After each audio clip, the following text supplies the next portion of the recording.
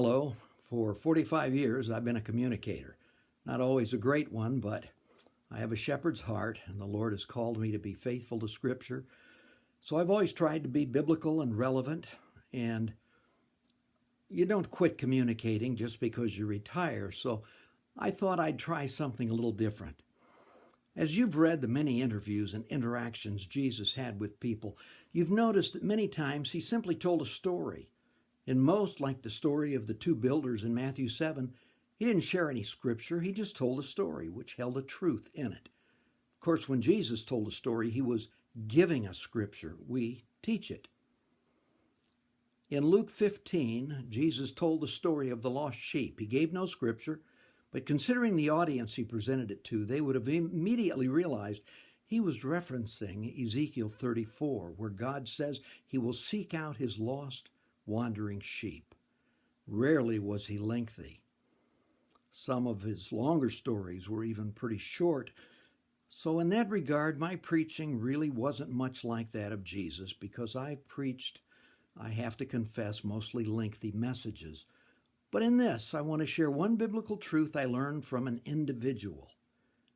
There are a lot of them along the way, and I'm going to share several, but today just one. Some of them you may have known too, but maybe not. They were all special to me, and they all taught me something. If I could do one thing that would affect everyone I've ever known today, it would be to tell them something they taught me. All of the church staff members I've worked with, in agreements and disagreements, taught me something of life and God. But today's story. I was at South Baptist Church at the time in Lansing, Michigan. There was a dear lady named Rose. She was about 90 years old.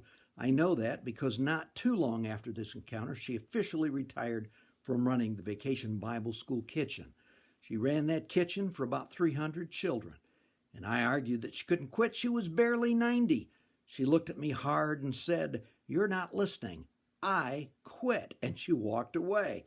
Well, with that backdrop, I'd wandered through our gym into the church kitchen, probably looking for something to snack on. That was a regular habit. And there was a large aluminum sheet cake kind of pan, but deeper, laying in the sink.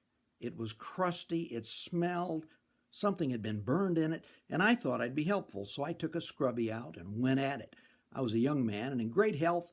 I worked at it for what felt like a long time, and that pan just wouldn't come clean. It wasn't stainless steel, it was aluminum, and it was beyond repair.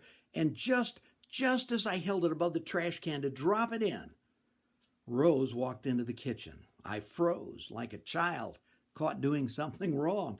She moved in, smelling blood in the water. "What are you doing?" she asked.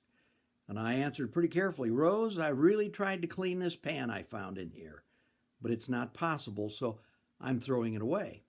She walked up and took it from me. "No, you're not. This can be cleaned." I laughed at her. I said it can't. She said it can.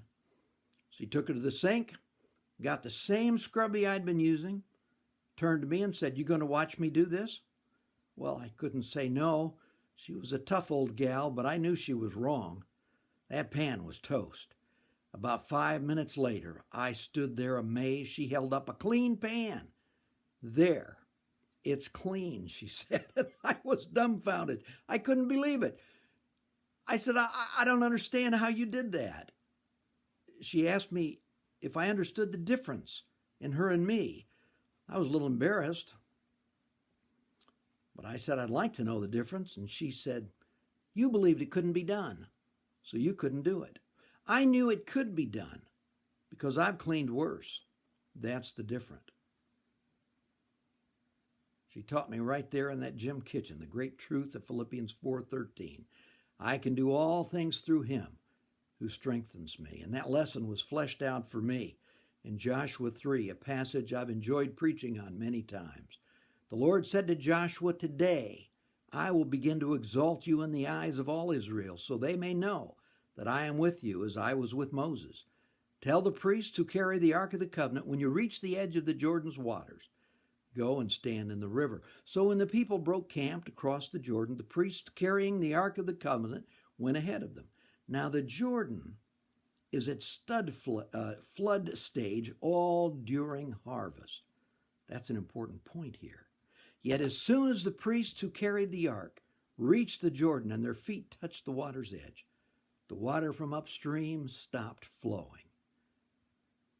The priest had to believe enough to step in to the flood waters. They had to believe God and step out in faith. If they doubted, the Israelites would never have crossed that river. What a lesson Rose taught me. I can do all things through Christ. So when God says take a step, take that step. It's been a great lesson through the years, and I thank Rose for being tough with me. So my friends, be safe, obey the authorities over us, and honor God in all you do. Thank you.